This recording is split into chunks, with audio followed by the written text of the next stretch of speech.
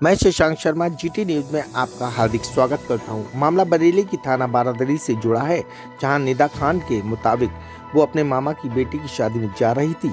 उसे शादी में जाने से रोका गया और दबाव बनाया जाने लगा कि बीजेपी से तौबा कर ले। पुलिस ने पूरे मामले को गंभीरता से लेते हुए निदा खान के पति सहित 6 लोगों के खिलाफ मुकदमा कायम कर दिया। क्या था पूरा मामला कि उस मामले को लेकर जो शिकायत की आपने? अभी हाल ही में मेरे मामू की बेटी की शादी थी। सगे मामू थे तो जाना बनता था, तो बुलावा आया तो हम लोग वहाँ पहुँचे। तो जब वहाँ पहुँचते तो वहाँ पे जितने भी लोग थे उनका ये कहना था कि पहले मैं भाजपा से तौबा करूँ, उसके बाद ही वो शादी में शामिल होने देंगे। इस बात ने जब तूल पकड़ा तो वहाँ पे काफ़ी भीड़ जमा हो गई। उसके बाद मैंने पुलिस को बुलाया वहाँ पे। जब पुलिस आई तो मामला फिर शांत कर दिया गया। जैसे ही पुलिस गई तो दोबारा वो मामला गरमाने लगा और उसके बाद उन्होंने कहा, एक ही बात पे वो स्टैंड लिए हुए थे कि भाजपा से तौबा करो। मैंने पूछा कि भाजपा से तौबा करने का क्या मतलब है इस टाइम, तो उन्होंने कहा कि भाजपा एक नॉन मुस्लिम पार्टी है, आज तक किसी बरेली मुसलमान ने उसका समर्थन नहीं करा है और तुमने समर्थन और प्रचार दोनों करा है जो गैर मुसलमानी काम है, तो तुमको इससे तौबा करनी पड़ेगी। इसी बीच में चलते हुए काफी धक्का मुक्की भी हुई, जिसमें छोटी मोटी चोटें भी आई। इसी मामले को लेके मैंने FIR कल दर्ज कराई है। कौन लोग थे जो इस तरह का प्रेशर तुम्हारे पर बनाया? मेरे अपने ही रिश्तेदार हैं, मेरे मामू, उनका बेटा, और उनका ये कहना है कि तस्लीम मियाँ और तस्लीम मियाँ का दामाद जो अरसलान है, शिरान है, और उनके जो साले हैं जरताब और बुरान जो सज्जादा नशीन है पीलीभीत में, उन सब का प्रेशर है उनके ऊपर, जो उनको ये कहने के लिए मजबूर कर रहे हैं। वो कह रहे हैं कि अगर तुम ऐसा नहीं करोगे तुम भी मेरी लाइन में आ जाओगे और काफिरों में शामिल हो जाओगे। क्या जानलेवा हमला भी करने की जब वहाँ ये बात शुरू हुई थी तो इतनी भीड़ हो चुकी थी जमा कि उसमें जो चोट आई छोटी मोटी आई, लेकिन फिर भी उनकी मंशा जान लेने की थी। लेकिन पुलिस का सही टाइम पे आना मुझे लगता है इस दुर्घटना को टालने की बड़ी वजह रही। मॉब लिंचिंग जैसा कुछ?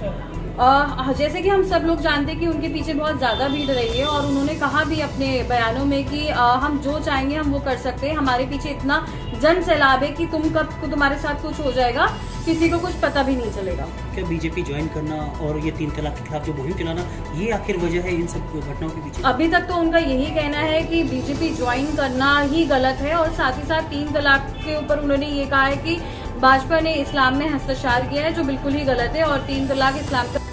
वहीं दूसरी ओर गीता देवी आज भी इंसाफ के लिए आला अधिकारियों के चक्कर काट रही है, क्योंकि गीता देवी का योगी सरकार में सुनने वाला कोई नहीं।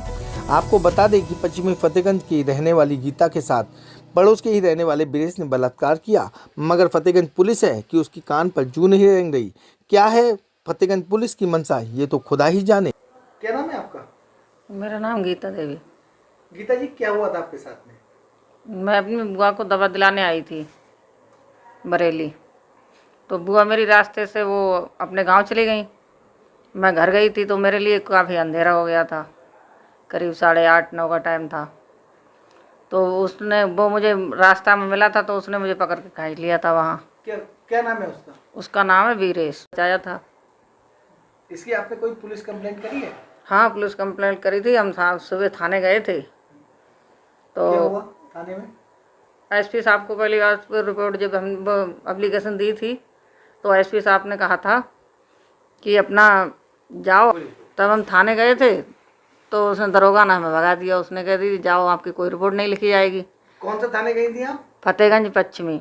जिसमें ये बताया गया है कि WhatsApp के माध्यम से उनके जो जानने वाले हैं, जो रिश्तेदार हैं, उनको धमकी दी गई थी कि उन्होंने एक पार्टी विशेष को ज्वाइन किया। इस वजह से वो उनको अपना जो सामाजिक बहिष्कार उनका एक तरह से किया गया, और साथ में ये कहा गया कि अगर वो माफ़ी मांगेंगी उसके बाद ही उनको कार्यक्रमों में शामिल होने की अनुमति दी जाएगी।